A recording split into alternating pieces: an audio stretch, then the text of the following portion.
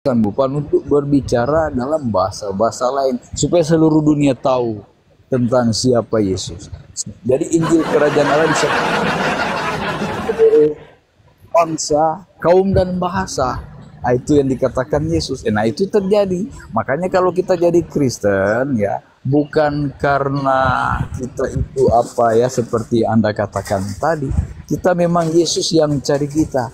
Bapa di surga oleh pekerjaan Roh Kudus menyerahkan kita jadi Oke, murid Pak Kris, Yesus. Pak Kris, gereja sudah selesai tadi. Jangan lagi khotbah kita. Pak Kris, gantian lagi Saya dong. Ini mau tanya lagi. iya, Saya iya nanya kalau mau lagi. tanya bertanya aja Pak Kris, biar kita belajar juga nih Ya. kawan muslim yang nyimak. Silakan. Nah, oke lah kita saling menghargai walau kita beda pendapat dan pandangan ya karena kita juga beda. Jadi saya memahami begini ya. Kalau di ajaran Kristen itu ya Yesus dinubuatkan akan mengalami penderitaan, dianiaya dan disalibkan. Nah, itu memang sudah dinubuatkan. Kalau di ajaran kalian kan Yesus tidak disalibkan, malah dikatakan diserupakan, bahkan melarikan diri dan lain-lain. Nah, itu adalah bagi kami itu adalah memutarbalikkan kebenaran. Yang sebenarnya memang dialami Yesus disaksikan oleh ibunya, murid-murid dan lain-lain, banyak orang menyaksikan Yesus lahir, mati dan bangkit. Justru di ajaran kalian diselewengkan. Nah, ini kan menurut pemahaman saya adalah justru yang Yesus palsu di ajaran Islam, di ajaran Kristen yang Yesus yang benar. Itu menurut Oke. pemahaman saya. Baik, ditanggapin dulu ya Pak Kris ya. Silakan, Gurunda. Baik. Silakan. Ya, jadi harus diluruskan lagi ketika saudara kita ini mengatakan pemahaman kita berbeda. Itu ucapan dan ungkapan jangan diulang lagi untuk yang kedua kalinya. Kenapa? Pemahaman berasal dari kata paham. Paham ini adalah butiran yang dientaskan dari akal. Akal kemudian membiaskan keilmuan. Keilmuan menorehkan ilmu. Ilmu memberikan konsep pengetahuan. Tahu dihasilkan dari proses belajar. Proses belajar mengantarkan manusia itu paham. Paham alat ukurnya adalah akal. Ini tidak dimiliki oleh Kristen di dalam memeluk agama Kristen. Jadi salah besar kalau Kristen itu mengatakan kami menjadi Kristen karena kami paham. No, bullshit. Itu kosong besar. Kristen menjadi Kristen karena doktrin dogma, bukan karena proses paham. Jauhkan kata-kata paham, tahu, ilmu, mengerti untuk Kristen. Karena itu nggak cocok. Tidak selevel, tidak setara, tidak pas. Kristen itu hanya modal imani saja. Kristen hanya modali imani saja. Tidak ada. Iman, kepercayaan, keyakinan, itu yang dimiliki Kristen dikelilingi oleh ungkapan-ungkapan yang bernilai, ungkapan-ungkapan dasar yang tidak berakar kepada pengetahuan. Jadi hanya dibalut dengan kemampuan berkata-kata, kemampuan kemudian menyusun narasi yang tidak berlandaskan kepada akal. Itu perlu saya jelaskan di situ. Jadi Kristen itu salah ketika mengatakan, oh kita memang beda karena kita beda paham. Enggak, kita berbeda karena kita beda iman. Bukan karena beda paham, tapi beda iman. Kalau Anda menggunakan akal menelaah kekristenan, maka tentu kita akan satu paham, sama-sama paham. Nah sekarang saudara menuduh bahwa Al-Quran memutarbalikkan fakta. Kita uji. Al-Quran mengatakan begini. A'udzubillahi minasyaitonirrajim. Innama jazaa'ul ladzi yuharibuna Allah wa rasulah wa yas'auna fil ar fasadan aw yuqattalu aw yusallabu. Apa kata Quran? Yang disalib itu, yang dibunuh itu adalah yang memerangi Nabi Isa alaihi salam. Itu Al-Quran yang menerangkan. Al-Quran yang menerangkan itu. Yang disalib, yang dibunuh, yang memerangi Nabi Isa alaihi salam. Catat. Yang kedua, Al-Quran menjelaskan Bismillahirrahmanirrahim. Wa qaulihim inna qatalnal masiha Isa bin Maryam Rasulullah wa ma qatalu wa ma salabu walakin syubbiha lahum. Mereka tidak membunuh Nabi Isa. Mereka ini adalah orang yang memerangi, orang yang memusuhi, orang yang membenci Nabi Isa. Mereka tidak membunuhnya. Mereka juga tidak menyalibnya. Melainkan yang terjadi pada mereka, Allah menyerupakan seakan-akan yang mereka salibkan itu adalah Nabi Isa alaihissalam. Berarti penyaliban itu ada. Iya, penyaliban itu ada. Tapi yang disalib adalah orang yang membenci Nabi Isa. Nah sekarang, tolak ukurnya di mana? Jangan Al-Quran, terlalu berat. Tolak ukurnya di Bible. Apa kata Yesus? Aku memang harus pergi sesuai dengan apa yang tertulis tentang aku di dalam kitab Taurat, Amsal, Mazmur, Ulangan dan seterusnya. Bukan Roma, bukan Galatia, bukan Filipi, bukan Matius, bukan Lukas, Markus, Yohanes, bukan. Tapi aku harus pergi sesuai dengan apa yang tertulis tentang aku di dalam kitabnya Nabi Musa. Nah sekarang, mari kita lihat apa yang tertuang di dalam kitabnya Nabi Musa. Kita buktikan siapa yang memutarbalikkan keadaan. Yesus berkata dalam Lukas 24:44, harus tergenapi semua perkataan tentang aku yang tertulis di dalam kitab Keluaran. Apa yang tertulis dalam kitab Keluaran? Kita lihat di dalam Keluaran 23 nomor 7 nomor 8. Ini Kristen tidak bisa lolos di sini. Makanya saya katakan Kristen itu berdasarkan agama, tidak landasannya paham ilmu. Bukan. Bukan secara logis Kristen itu diterima, tapi karena keturunan nenek moyangnya dalam tekanan penjajah.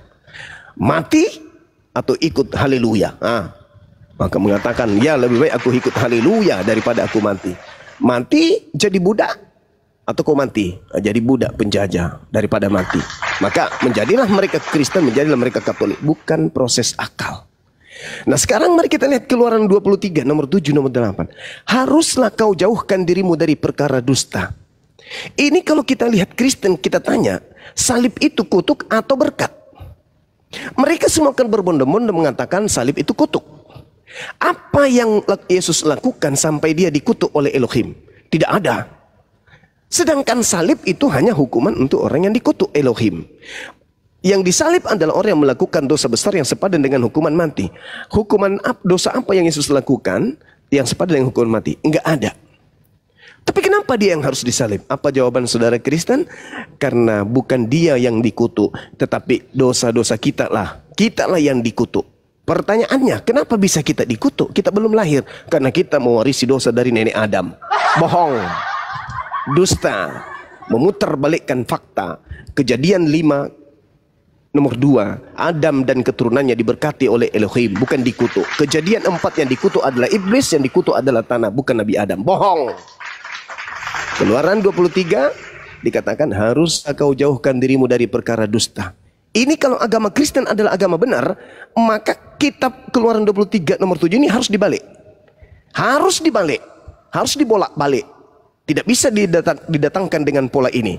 Gereja harus berkongsi, bersekutu untuk mengajak Lembaga Bible Indonesia merubah bunyinya.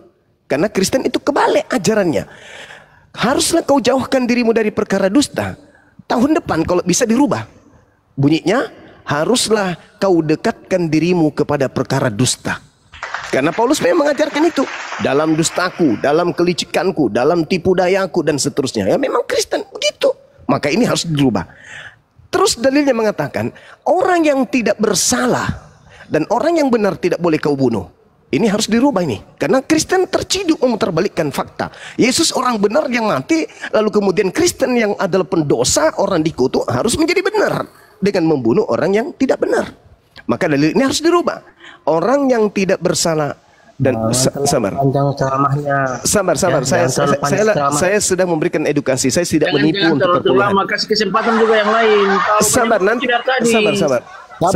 Sabar. Ini sesinya Bang Kris lagi sesinya. Sabar. Kasih kesempatan dulu yang lain ngomong. Satu menit lagi. Sabar, ini sesinya Pak Kris. Lagi. Ini sesinya Pak Kris. Pak Kris ini. Satu menit lagi. Sabar. Anda boleh berbicara Anda boleh Coba Anda ingin ceramah. habis ini Sendiri. Ayat Injil tadi dari mana Bang Jumat? Keluaran berapa? habis ini Sabar dulu. habis ini Anda boleh ngomong sampai biji pelir Anda meledak. Ya, sabar. Sabar ya. Orang yang tidak bersalah dan orang yang benar tidak boleh Anda kau bunuh. berkuar-kuar, tapi ini penjelasan Anda dalil. tidak alkitabiah begitu loh. Ini dalil. Justru dalil yang saya terangkan di sini. Justru dalil yang saya terangkan. Lanjut Bang. Orang yang tidak bersalah dan orang yang benar tidak boleh kau bunuh. Yesus bersalah nggak? Tidak. Yesus orang benar nggak? Orang benar. Boleh nggak dibunuh? Tidak boleh. Rubah ini, rubah. Maka nanti terbitan berikutnya adalah orang yang sabar. Orang yang tidak bersalah dan orang yang benar boleh kau bunuh. Sebab aku Tuhan tidak akan membenarkan orang yang bersalah. Rubah juga itu, rubah. Sebab aku Tuhan akan membenarkan orang yang bersalah. Jangan kau terima, janganlah kamu terima. Sebab suap membuat buta mata orang-orang yang melihat dan memutarbalikkan perkara orang-orang yang benar. Suap janganlah kau terima. Balik ini, terimalah suap. Sebab suap membuka mata orang-orang yang melihat dan tidak memutarbalikkan perkara orang-orang yang benar. Balik ini. Karena kalau Anda tidak balik, maka ini tidak bisa, Kristen nggak bisa lolos di sini dalil ini. Sedangkan Yesus merujuk kepada dalil Keluaran. Di dalam Lukas 24:44, Yesus merujuk kepada kitab Keluaran. Di kitab Keluaran, Yesus tidak boleh dibunuh. Di kitab Keluaran, Kristen nggak boleh diikutin. Di kitab Keluaran, Kristen itu harus bubar. Keluaran 23 nomor 7 dan 8. Haruslah kau jauhkan dirimu dari perkara dusta. Maksudnya, kalian harus menjauhkan diri kalian dari ajaran Paulus. Karena Paulus itu mendirikan agamanya dari dusta. Kalau kelamaan semua kau ini kasih Ya kesempatan sudah. buat orang lain dulu. Sekarang kesempatan buat orang lain. Iya, silakan Saudara Herman, silakan kamu menjelaskan kepada saya. Saya sederhana. Saya dari tadi ditanyai oleh Saudara Chris, karena saya ditanya maka saya memberikan edukasi. tapi kan Sekarang juga kan saya yang ingin jangan kelamaan, sekarang saya orang ingin juga bertanya kepada butuh Saudara bicara, Herman. begini.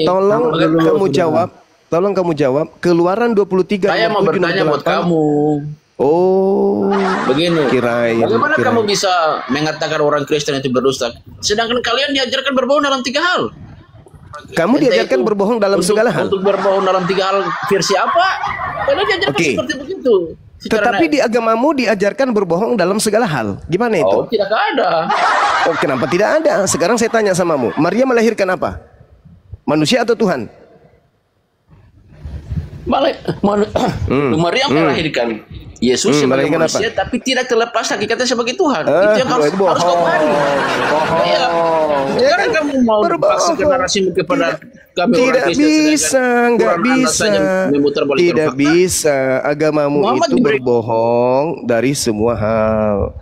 Semua hal di dalam agamamu itu bohong. Tidak ada yang tidak bohong. Adakah Yesus berfirman di dalam kitab Lukas? Adakah Yesus berfirman kepada Lukas? Adakah Yesus berfirman kepada Yohanes, kepada Markus, kepada Matius? Ada?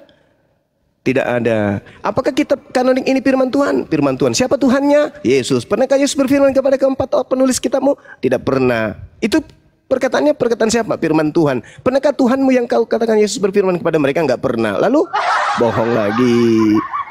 Tidak ada hal yang tidak bohong di dalam ajaranmu. Semuanya bohong. Mulai dari buka mata sampai tutup mata, bohong semuanya. Gak ada kebenaran di situ. Oke, silakan. Pak Guru. Pak Guru, saya tadi turunkan murid-murid yang nakal, Pak Guru ya. Kalau nakal muridnya kita turunkan aja.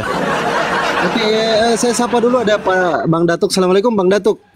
Kalau murid nakal. Warahmatullahi wabarakatuh. Assalamualaikum Bang Zuma semuanya, Bang Muslim. Waalaikumsalam warahmatullahi wabarakatuh. Bang Datuk Udah balik jadi ketua Jadi kelas Bapak- ya Bang Datuk ya. Entar masih mau di lanjut- Dumai, siap. mau lanjut Masih dialog. Dumai. Iya, siap. Masih di Dumai. Bang Datuk jadi ketua kelas ya, Bang Datuk. ya. Oke, siap. Kalau ada murid-murid nakal diturunkan aja kalau ada murid-murid nakal. Di mute dulu. Oke, siap. Kan noise. Oke, siap. Oke, ada Bang Wali. Bang Wali buka mute-nya. Agamanya apa Bang? Kristen atau Muslim? Yang teman-teman Kristen silakan naik ya. Tapi jadi murid-murid jangan nakal lah. Gimana nih teman-teman ini? Jadi murid itu jangan nakal. Dengar apa kata Pak Guru. Ya, kita naikkan lagi teman-teman Kristen ya. Murid-muridnya kita naikkan lagi. Ntar saya atur dulu komalnya. Yo, Bang Kris, selamat siang. Bang, boleh tanya nggak? Boleh, silakan saudara. Silakan murid, silakan. Bang, kan Quran itu satu buku ya, satu kitab gitu. Itu kira-kira berarti wahyunya tuh turun berapa lama ya jadi satu kitab? 22 tahun 2 bulan. 22 tahun 2 bulan. Ya, Berapa hari?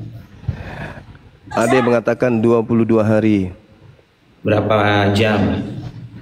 Enggak dijelaskan berapa jam. Hitung aja itu berapa jam. Kalau 1 tahun, 2 tahun, 3 tahun sampai 22 tahun. Hitung, silakan. Jadi kan gini, selama 22 tahun misalnya gini Bang, satu kali turun berapa ayat? Itu jadi jumlahnya berapa kali turun? Itu tergantung situasi pada zaman itu.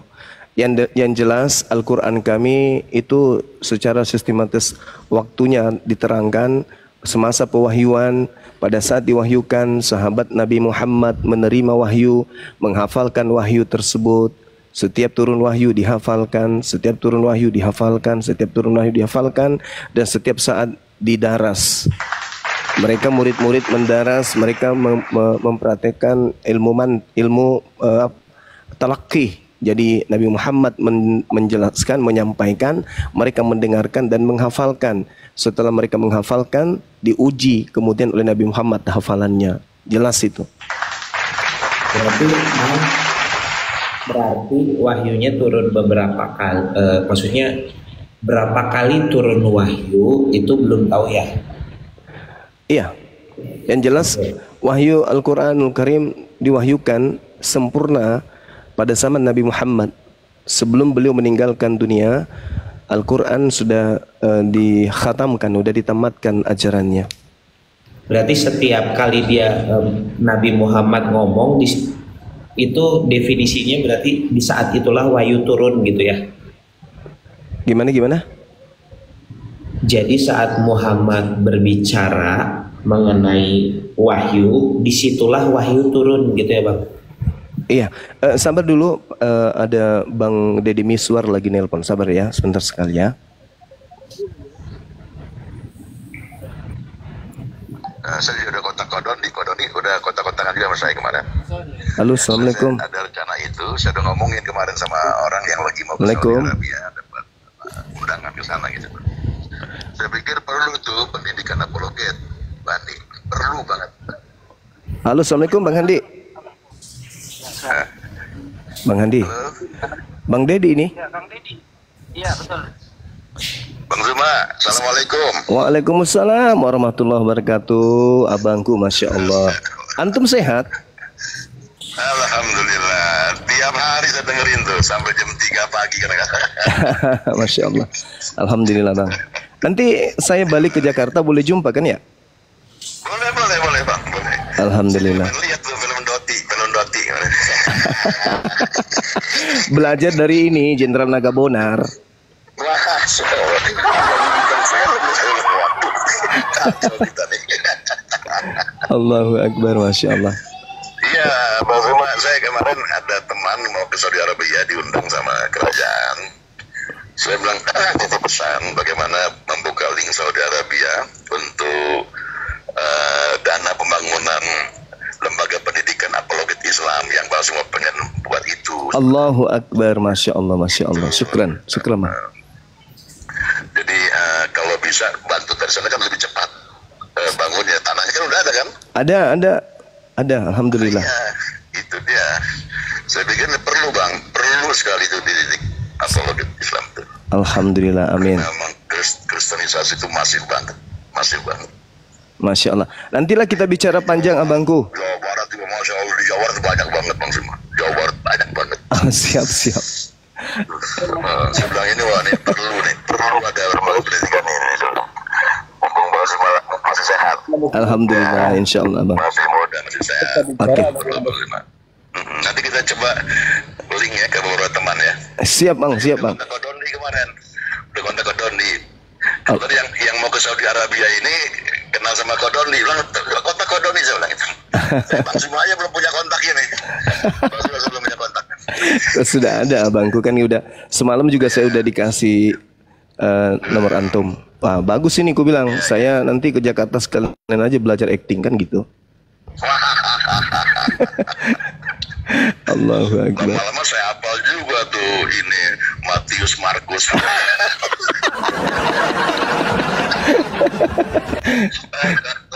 Allahu Akbar, Masya Allah. Udah aku bilang jangan ikut perang. Kau ikut perang matilah kau. Kan gitu. Allahu Akbar, Masya Allah. Baik abang, saya lagi dengan teman-teman Kristiani lagi diskusi ringan ini.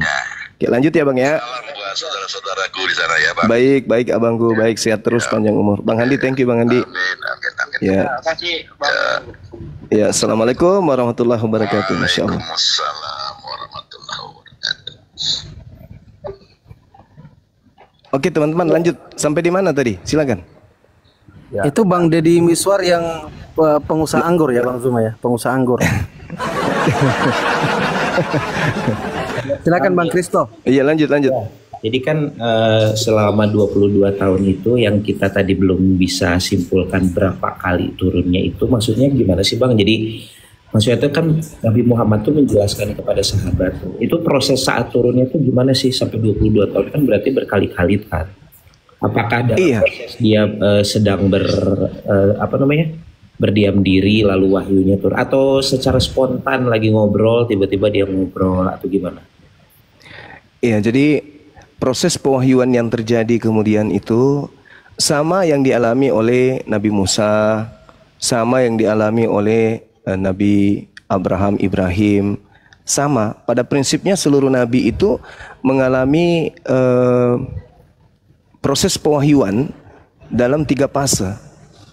Jadi dalam Al-Quran surah Asy-Syura ayat 51 Allah Subhanahu wa taala menjelaskan bahwasanya ketika seorang nabi menerima wahyu dari Allah itu diantaranya ada 3, salah satu dari 3 atau ketiga-tiganya.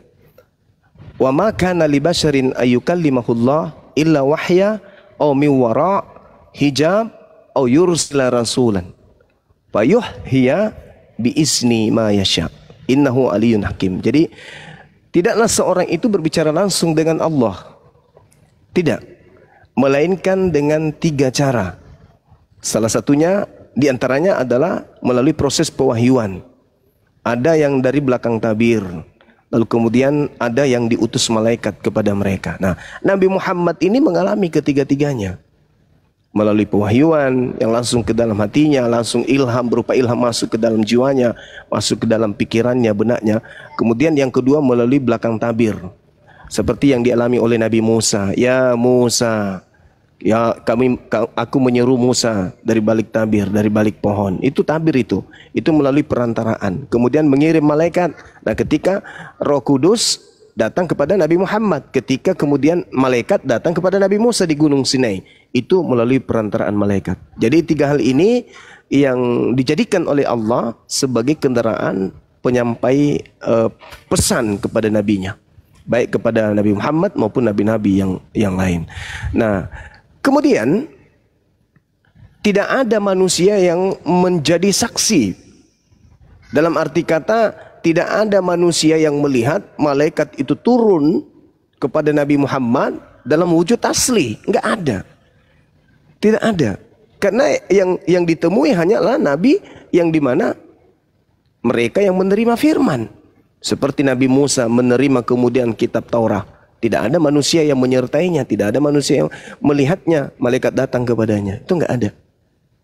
Seperti itu saudara. Jadi ketika Nabi Muhammad menerima wahyu, itu kita ketahui, umatnya tahu, paham, sahabatnya paham ketika Nabi Muhammad memberikan kabar baru. Misalnya memberitakan tentang sholat, memberitakan sebentar malam memberitakan tentang puasa. Itu wahyu baru itu yang diterima tuh. Yang pada akhirnya terangkum dalam satu kitab. Nah, itulah Al-Quran. Di dalamnya seluruh hukum-hukum terkumpul. Makanya tadi saudara Krishna, ya, Kristian, waktu pertama kali berbicara mengenai Roh Kudus, pola Roh Kudus yang ada di Kristen itu keliru. Roh Kudus yang benar adalah Roh Kudusnya datang mengajarkan kepada roh kebenaran, roh kebenarnya mengajarkan kepada murid-muridnya, murid-muridnya merangkum semua ajaran Roh Kudus itu di dalam sebuah kitab. Jadi ketika umat Islam ini mengalami masalah dalam kehidupan keberagamaan, maka mereka kembali bertanya kepada Quran, bertanya kepada Roh Kudus, bertanya kepada ilmu Roh Kudus yang pernah dititipkan kepada penyampai wahyu, ke penerima wahyu yaitu Nabi Muhammad yang kemudian ditorehkan dalam sebuah kitab. Itu kalau di Islam. Jadi ketika ada masalah, Roh Kudusnya membimbing melalui catatan yang ada dalam Al-Quran. Al-Quranlah sebagai obat untuk mencari solusi. Itu Roh Kudus. Kalau di Kristen enggak. Kata Kristen Roh Kudusnya datang ke orang per orang. Itu keliru. Kenapa? Antar sekte dengan sekte yang lain berbeda pandangan. Nah, mana Roh Kudus yang benar? Enggak ada kan? Enggak bisa ditentukan mana Roh Kudus yang benar. Yang satu mengatakan begini, yang satu mengatakan begini. Sekarang Roh Kudus yang benar yang mana? Nah, kalau di Islam ketika ada perbedaan pendapat, kembali kepada Roh Kudus. Apa kata Roh Kudus? Ya Al-Quran. Maka keputusannya ada di Al-Quran. Ambillah keputusan berdasarkan isi Quran. Nah, kalau Kristen ambil keputusan berdasarkan apa? Roh Kudus. Roh Kudusnya pendeta Esra Soru mengatakan begini. Roh Kudusnya pendeta yang satu mengatakan begini. Nah, mana Roh Kudus yang betul? Jadi Roh Kudus itu konsepnya cuma di Islam, bukan di Kristen. Kalau di Kristen memang tidak mengenal kata Roh Kudus. Nanti mengenal kata Roh Kudus setelah masuk di Indonesia kitabnya.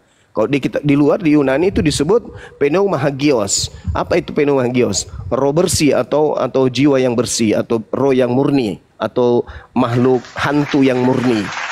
Nah, sedangkan kalau di Al-Quran Ruah HaKodes sama seperti Roh Kudus dalam Al-Quran. Ruhul Kudus dengan Ruah HaKodes sama. Kristen nggak punya pola itu sebenarnya. Cuman karena Yesus ini memang diutus kepada Bani Israel, maka Yesus berbicara menggunakan bahasa Ibrani atau Aram. Dia mengatakan Ruah HaKodes. Roh suci ini merujuk kepada malaikat.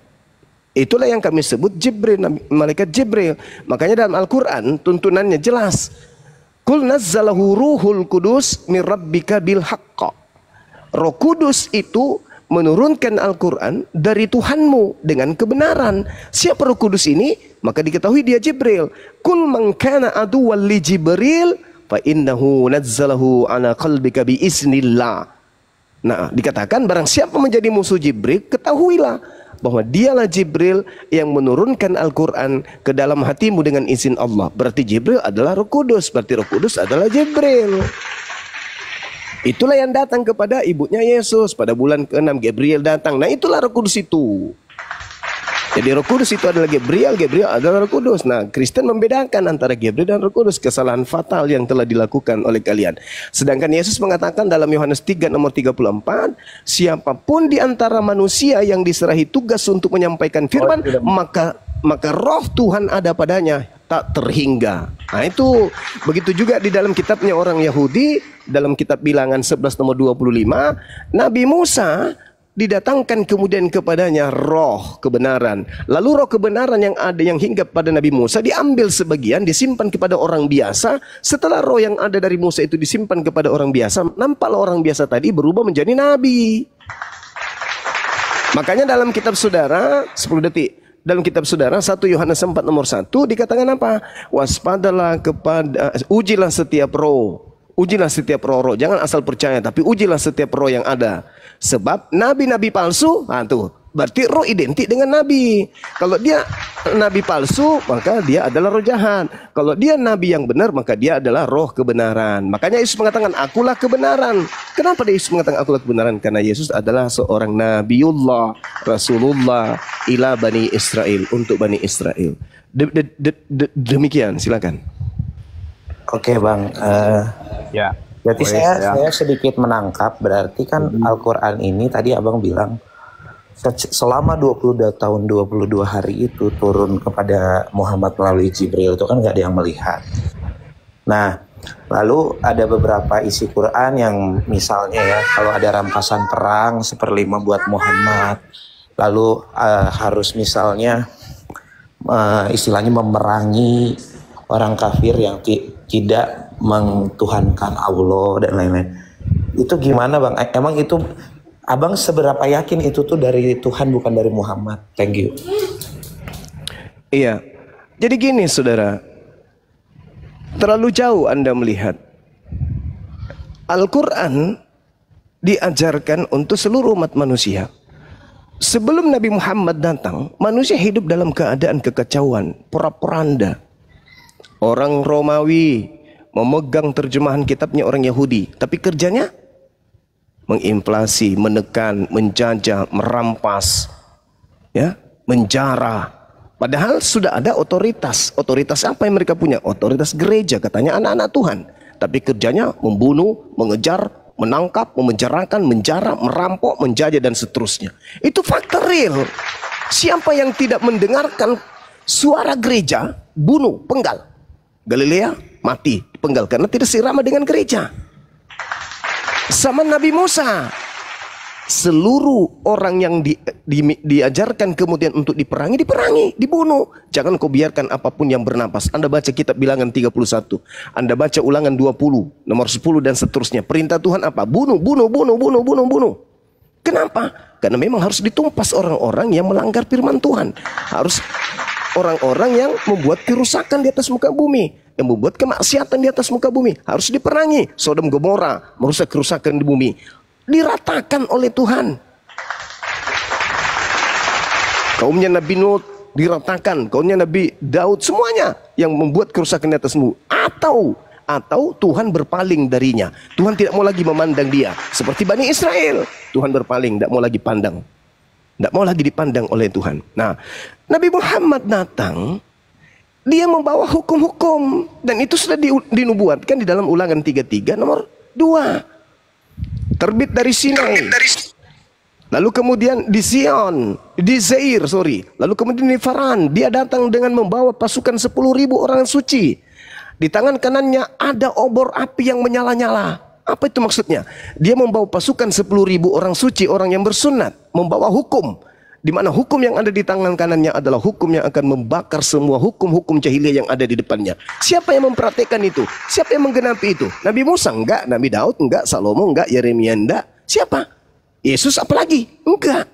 Paulus lebih-lebih. Lalu siapa? Baginda Rasulullah Muhammad SAW meratakan kota Mekah dengan membawa 10.000 pasukan, dikenal dengan sejarah Fathul Makkah. Bagaimana Nabi Muhammad bawa pasukan 10.000 dari Madinah untuk menundukkan kemudian kota Mekah. Dia yang menggenapi.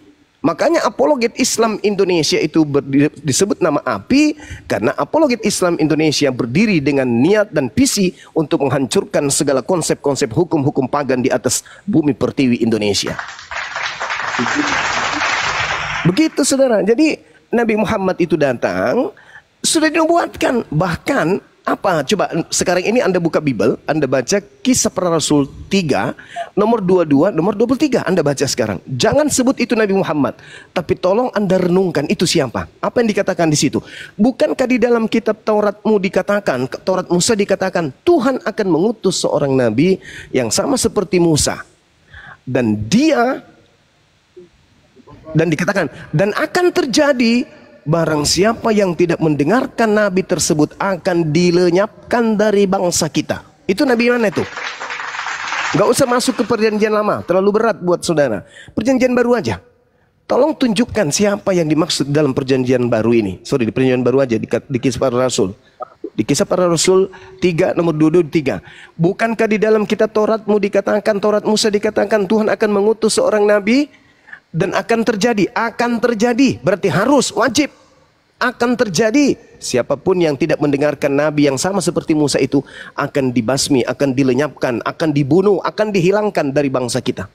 Pertanyaan saya, nabi yang dimaksud Lukas ini siapa? Silakan Anda jawab. Oke, siap Bang, saya jawab ya. Jadi Abang pingin menghadirkan nubuatan Muhammad di dalam kitabnya, kitab Torahnya Yahudi dan kitab Bible-nya Kristen yang saat ini. Itu sebenarnya Bang, sebenarnya itu kontradiksi dengan pernyataan Islam yang kitab sebelumnya itu sudah diselewengkan. Jadi saya agak unik nih. Berarti Bang, Oke. Saya bentar dulu. Berarti Bang Zuma tuh percaya ya sama isi-isi di dalam Bible kami ya. Itu dulu satu, terus yang kedua ini terakhir. Saya jawab dulu yang ini. Oke.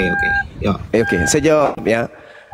Saya dari sejak dulu tidak pernah menyebut kitab saudara itu dengan sebutan Alkitab. karena saya tahu itu bukan Alkitab. Tidak pernah saya sebut kitab Anda Injil, karena saya tahu kitab Anda bukan Injil. Saya tidak pernah menyebut kitab Anda dengan kitab Taurat, karena saya tahu kitab Anda bukan Taurat. Lalu kenapa saya menjadikan itu rujukan? Satu, karena Anda Kristen. Lalu kenapa harus kitab itu? Dua, karena kitab itu adalah catatan-catatan wartawan. Ketiga, catatan wartawan tentu ada kebenaran di dalamnya. Karena kalau seorang wartawan menuliskan berita hoax, murni hoax, maka dia akan ditinggalkan. Posisi penulis kitab saudara adalah pewarta, wartawan yang melakukan penyelidikan yang terjadi terkait dengan objek materinya adalah nabiku. Siapa nabiku? Nabi Isaku, Nabi Musaku, Nabi Daudku, Nabi Ibrahimku, yang menjadi olahan pabrik dari pewarta sehingga melahirkan surat kabar bernama Bible.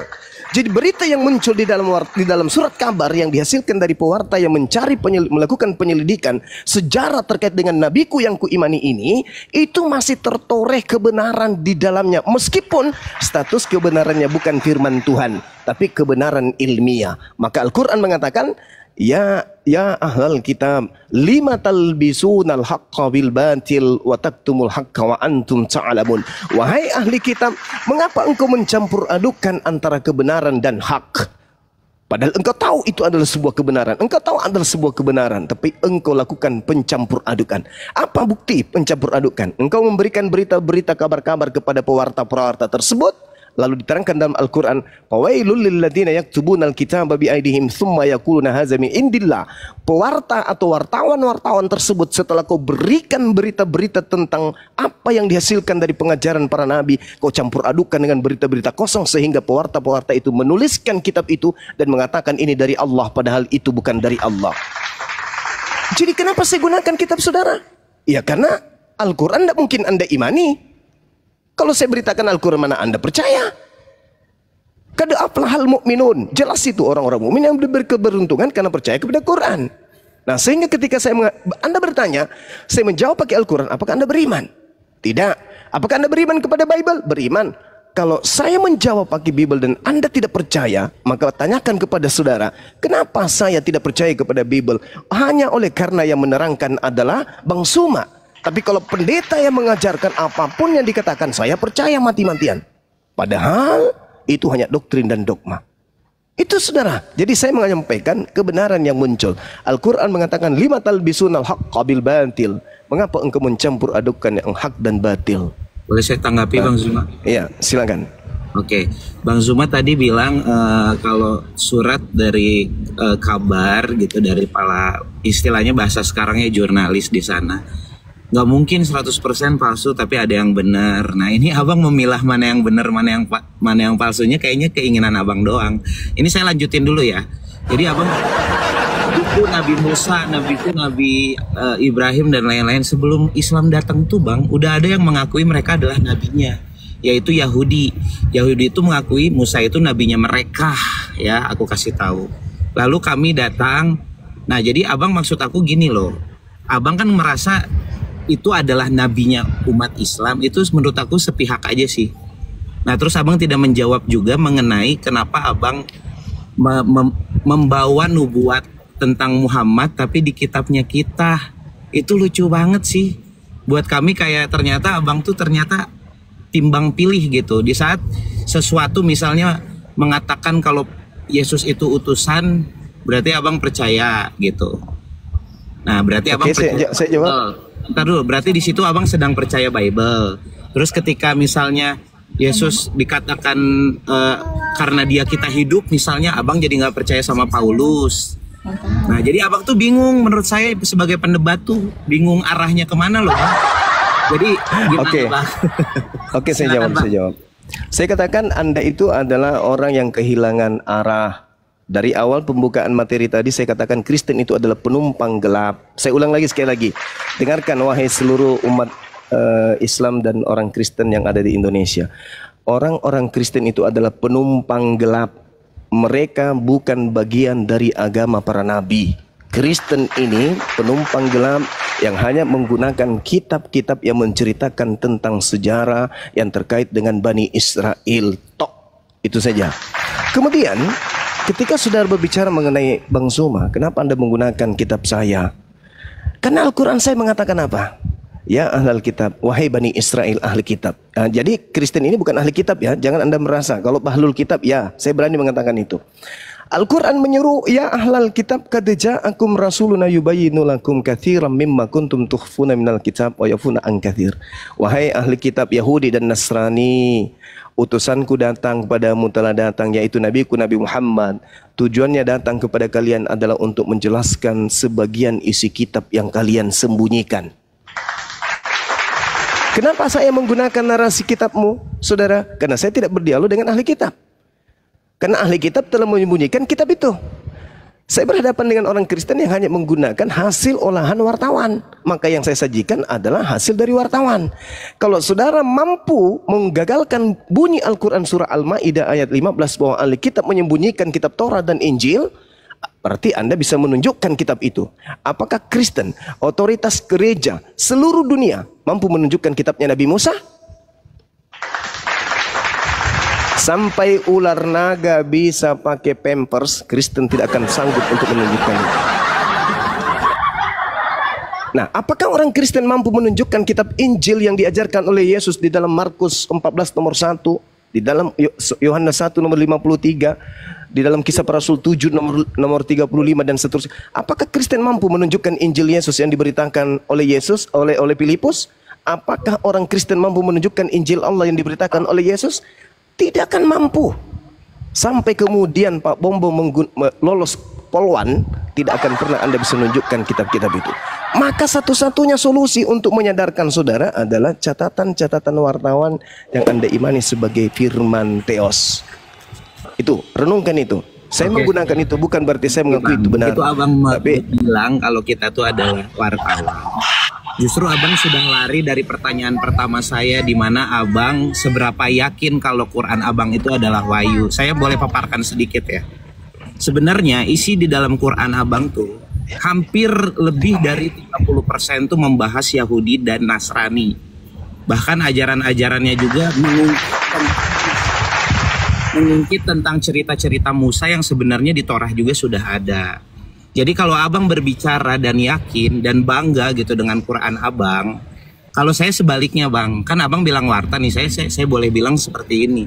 Justru Quran abang adalah Quran pengulangan hal-hal yang sudah ada di masa lalu diubah-ubah sedikit demi sedikit, sehingga menjadi sebuah yang akan mendukung kepentingan dari Nabi Muhammad. Karena isi-isinya bang, ini saya kasih tahu dulu. Jangan panas dulu bang. Abang kan enggak. Saya lagi dipanggil, saya lagi tunggu.